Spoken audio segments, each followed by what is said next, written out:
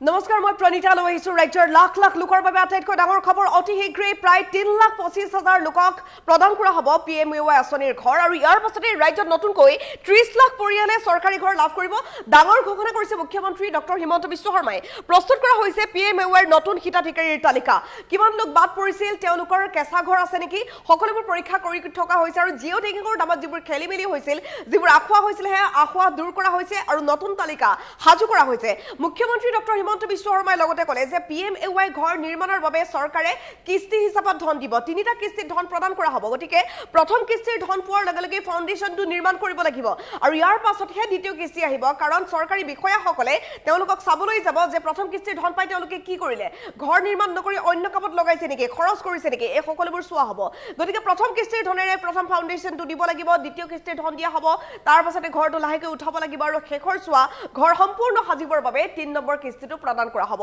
গতিকে প্ৰতিটো কিস্তিৰ ধন যদি পাব বিচাৰিছে তেনেহলে সুচাৰুৰূপে আপুনি ঘৰটো ভালকৈ বনাব লাগিব সমান্তৰালকৈ জিঅ' টেকিংৰ নামত সমগ্ৰ ৰাজ্যত যথেষ্ট খেলিমেলি হৈছিল এই খেলিমেলিবোৰ দূৰ কৰা হৈছে জীৱিকা সাখীৰ জৰিয়তে বিভিন্ন ক্ষেত্ৰত চৰকাৰী বিষয়াৰ জৰিয়তে জিঅ' টেকিং এতিয়া সম্পূৰ্ণ হৈছে বহুলোকে নতুনকৈ ৩০ লাখ লোকে জিঅ' টেকিং কৰিছে এই ৩০ লাখৰ গোটেই ৩০ লাখে ঘৰ পাবনে নাপায় সেই কথা নিশ্চিত নহয় যদিও প্ৰায় ৩০ লাখে ঘৰ পাব এই কথা নিশ্চিত কৰিছে মুখ্যমন্ত্ৰী ডক্টৰ হিমন্ত বিশ্ব শৰ্মাই আৰু ইতিমধ্যে জিঅ' টেকিং যিসকলক দিয়া হৈছিল যিসকলৰ জিঅ' টেকিং এপ্ৰুভ হৈছে এপ্ৰুভ হোৱা লোকৰ তালিকা প্ৰস্তুত কৰা হৈছে তেওঁলোকৰ তালিকাত আছে প্ৰায় ৩,২৫,০০০ লোক সেই ৩,২৫,০০০ লোকৰ জিঅ' টেকিং এপ্ৰুভ হ'ল আৰু তেওঁলোকে অতি শীঘ্ৰেই চৰকাৰী ঘৰৰ বাবে প্ৰথম কিস্তিৰ ধন পাব আৰু ইয়াৰ পাছত কিস্তি হিচাপে ধন পাই তেওঁলোকে ঘৰ বনাব কিন্তু এই যি ৩০ লাখে শেহতীয়াকৈ জিঅ' টেকিং কৰিলে তেওঁলোকৰ তালিকা সাজু কৰা হ'ব তাৰ বাবে জিঅ' টেকিং এপ্ৰুভেলৰ বাবে অকণমান সময়ৰ প্ৰয়োজন হ'ব মুখ্যমন্ত্ৰী ডক্টৰ হিমন্ত বিশ্ব শৰ্মাই এই কথা ঘোষণা কৰিছে সমান্তৰালকৈ সমগ্ৰ ৰাজ্যত যদি কেনেবাকৈ আৰু বহু লোক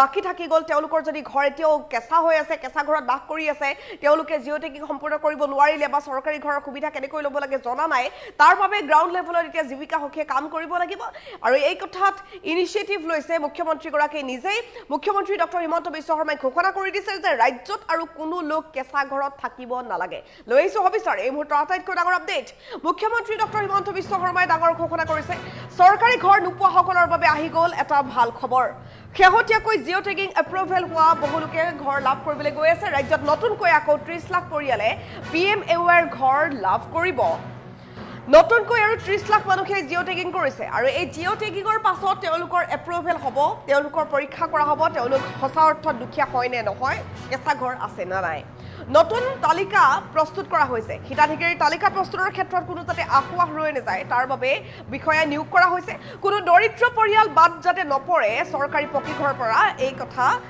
ঘোষণা কৰিছে মুখ্যমন্ত্ৰীগৰাকীয়ে জিঅ' টেকিং কৰি থোৱা প্ৰায় ৩,২৫,০০০ লোকে শেহতীয়াকৈ চৰকাৰী ঘৰ পাবলৈ গৈ আছে আৰু ইয়াৰ পাছতে সম্পূৰ্ণ হ'ব প্ৰায় ৩০ লাখ মানুহৰ জিঅ' টেকিং সম্পূৰ্ণ হোৱাৰ লগে লগে এপ্ৰুভেল দিয়াৰ পাছত তেওঁলোকে ঘৰ পাব কিস্তি হিচাপত ধন দিয়া হ'ব চৰকাৰী ঘৰ নিৰ্মাণ কৰিবৰ বাবে প্ৰথম কিস্তিৰ ধন পোৱাৰ লগে লগে ঘৰৰ ফাউণ্ডেশ্যন বনাব লাগিব অন্যথা দ্বিতীয় কিস্তি তেওঁলোকে আৰু নাপায় ঘৰ বনোৱা আৰম্ভ নকৰিলে দ্বিতীয় কিস্তিৰ ধন দিয়া নহ'ব ঘোষণা কৰিছে মুখ্যমন্ত্ৰী ডক্টৰ হিমন্ত বিশ্ব শৰ্মাই গতিকে পিএমইৱাইৰ ধন যেতিয়া পাব লগে লগে ঘৰ বনাওক কোনো ক্ষেত্ৰত খৰচ নকৰিব বেলেগ কামত নলগাব অন্যথা চৰকাৰী ঘৰৰ চৰকাৰী সুবিধা নাপাব মুখ্যমন্ত্ৰী ডক্টৰ হিমন্ত বিশ্ব শৰ্মাই ক'লে যে চৰকাৰী ঘৰৰ বাবে ধন দিছে চৰকাৰী ঘৰ বনাওক ফাউণ্ডেশ্যনটো বনাই দিব লাগিব তেতিয়া পাব আপুনি দ্বিতীয় কিস্তি অসমত আৰু কোনো লোক কেঁচা ঘৰত থাকিব নালাগে মুখ্যমন্ত্ৰী ডক্টৰ হিমন্ত বিশ্ব শৰ্মাই ডাঙৰ ঘোষণা কৰিছে এই ক্ষেত্ৰত অসমত আৰু কোনো দৰিদ্ৰ মানুহ আৰু নাথাকে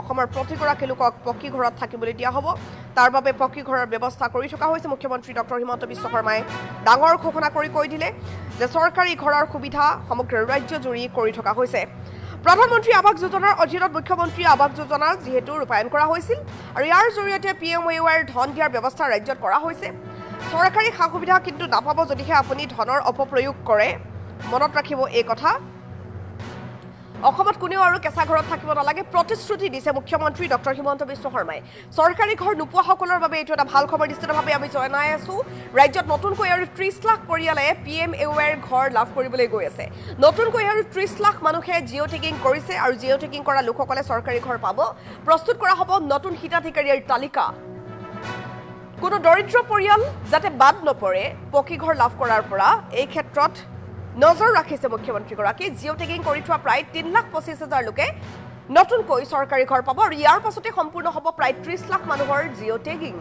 কিস্তি হিচাপত ঘৰ দিয়া হ'ব, তেওঁলোকক কিস্তি হিচাপত ধন দিয়া হ'ব ঘৰ নিৰ্মাণৰ বাবে। প্ৰথম কিস্তিৰ ধন পোৱাৰ লগে লগে ঘৰৰ ফাউণ্ডেশ্যন বনাব লাগিব। ঘৰ বনোৱা আৰম্ভ নকৰিলে কিন্তু দ্বিতীয় কিস্তিৰ ধন দিয়া নহ'ব, এই কথা ঘোষণা কৰিছে মুখ্যমন্ত্ৰীগৰাকীয়ে। গতিকে PMAY ধন পোৱাৰ লগে লগে আপুনি ঘৰ বনাওক। ঘৰ নবনাই যদি বেলেগ কামত লগাইছে তেনেহ'লে আৰু আপুনি টকা নাপাব, অন্যথা চৰকাৰী সুবিধা নাপাব। অসমত আৰু কোনেও কেঁচা ঘৰত থাকিব নালাগে প্ৰতিশ্ৰুতি দিছে মুখ্যমন্ত্ৰী ডক্টৰ হিমন্ত বিশ্ব শৰ্মাই। তেওঁ কি ক'লে শুনাব বিচাৰিম। অসমত 3,24,234 গৰাকীয়ে পাব। ইয়াৰ পিছত নতুনকৈ জিঅ' টেগিং কৰা সকলক আমি ঘৰ দিয়া আৰম্ভ কৰিম। ঘৰ নিৰ্মাণৰ বিষয়ে আপোনালোকক ডিপাৰ্টমেণ্টে বুজাই দিছে। প্ৰথম কিস্তিৰ ধন পাম, ব্যৱহাৰ কৰিম, তেতিয়াহে দ্বিতীয় কিস্তিৰ ধন পাম। ইয়াত যদি প্ৰথম কিস্তিৰ ধন আমি উচিত ব্যৱহাৰ নকৰোঁ, আমি দ্বিতীয় কিস্তিৰ ধন চৰকাৰৰ পৰা নাপাম। সেইকাৰণে চৰকাৰে আগবঢ়োৱা ধনৰ যাতে সু এটা ব্যৱহাৰ কৰে তাৰ বাবে মই আপোনালোকক আকৌ এবাৰ অনুৰোধ কৰিম। অসমত 3,24,234 গৰাকীয়ে পাব। ইয়াৰ পিছত নতুনকৈ জিঅ' টেগিং কৰা সকলক আমি ঘৰ দিয়া আৰম্ভ কৰিম। ঘৰ নিৰ্মাণৰ বিষয়ে আপোনালোকক ডিপাৰ্টমেণ্টে বুজাই দিছে। প্ৰথম কিস্তিৰ ধন পাম, ব্যৱহাৰ কৰিম, তেতিয়াহে দ্বিতীয় কিস্তিৰ ধন পাম। ইয়াত যদি প্ৰথম কিস্তিৰ ধন আমি উচিত ব্যৱহাৰ নকৰোঁ, আমি দ্বিতীয় কিস্তিৰ ধন চৰকাৰৰ পৰা নাপাম। সেইকাৰণে চৰকাৰে আগবঢ়োৱা ধনৰ যাতে সু এটা ব্যৱহাৰ কৰে তাৰ বাবে মই আপোনালোকক আকৌ এবাৰ অনুৰোধ কৰিম। অসমত 3,24,234 গৰাকীয়ে পাব। ইয়াৰ পিছত নতুনকৈ জিঅ' টেগিং কৰা সকলক আমি ঘৰ দিয়া আৰম্ভ কৰিম। ঘৰ নিৰ্মাণৰ বিষয়ে আপোনালোকক ডিপাৰ্টমেণ্টে বুজাই দিছে। প্ৰথম কিস্তিৰ ধন পাম, ব্যৱহাৰ কৰিম, তেতিয়াহে দ্বিতীয় কিস্তিৰ ধন পাম। ইয়াত যদি প্ৰথম কিস্তিৰ ধন আমি উচিত ব্যৱহাৰ নকৰোঁ, আমি দ্বিতীয় কিস্তিৰ ধন চৰকাৰৰ পৰা নাপাম। সেইকাৰণে চৰকাৰে আগবঢ়োৱা ধনৰ যাতে সু এটা ব্যৱহাৰ কৰে তাৰ বাবে মই আপোনালোকক আকৌ এবাৰ অনুৰোধ কৰিম। অসমত 3,24,234 গৰাকীয়ে পাব। ইয়াৰ পিছত নতুনকৈ জিঅ' টেগিং কৰা সকলক আমি ঘৰ দিয়া আৰম্ভ কৰিম। ঘৰ নিৰ্মাণৰ বিষয়ে আপোনালোকক ডিপাৰ্টমেণ্টে বুজাই দিছে। প্ৰথম কিস্তিৰ ধন পাম, ব্যৱহাৰ কৰিম, তেতিয়াহে দ্বিতীয় কিস্তিৰ ধন পাম।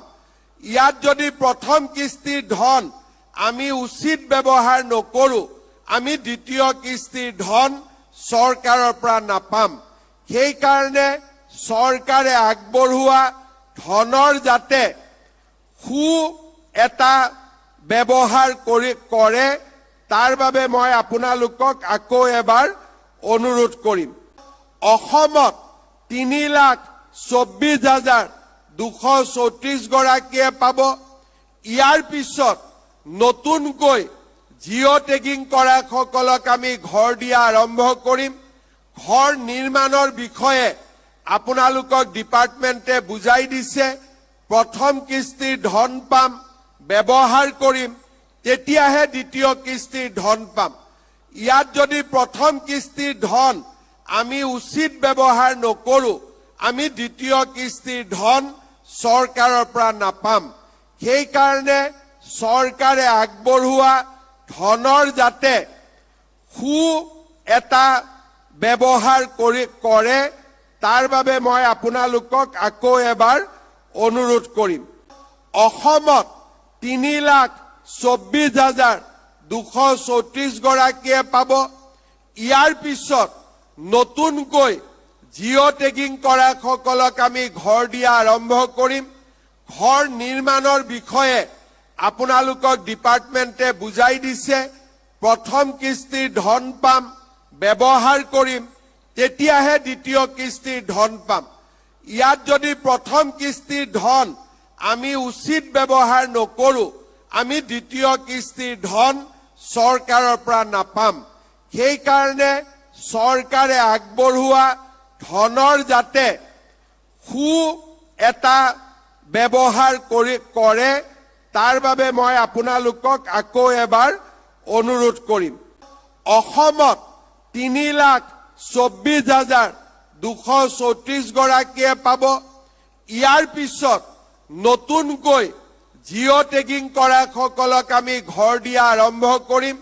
ঘৰ নিৰ্মাণৰ বিষয়ে আপোনালোকক ডিপাৰ্টমেণ্টে বুজাই দিছে। প্ৰথম কিস্তিৰ ধন পাম, ব্যৱহাৰ কৰিম, তেতিয়াহে দ্বিতীয় কিস্তিৰ ধন পাম। ইয়াত যদি প্ৰথম কিস্তিৰ ধন আমি উচিত ব্যৱহাৰ নকৰোঁ, আমি দ্বিতীয় কিস্তিৰ ধন চৰকাৰৰ পৰা নাপাম। সেইকাৰণে চৰকাৰে আগবঢ়োৱা ধনৰ যাতে সু এটা ব্যৱহাৰ কৰে, তাৰ বাবে মই আপোনালোকক আকৌ এবাৰ অনুৰোধ কৰিম।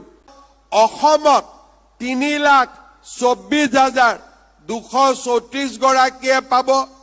ইয়াৰ পিছত নতুনকৈ জিঅ' টেগিং কৰা সকলক আমি ঘৰ দিয়া আৰম্ভ কৰিম। ঘৰ নিৰ্মাণৰ বিষয়ে আপোনালোকক ডিপাৰ্টমেণ্টে বুজাই দিছে। প্ৰথম কিস্তিৰ ধন পাম, ব্যৱহাৰ কৰিম, তেতিয়াহে দ্বিতীয় কিস্তিৰ ধন পাম।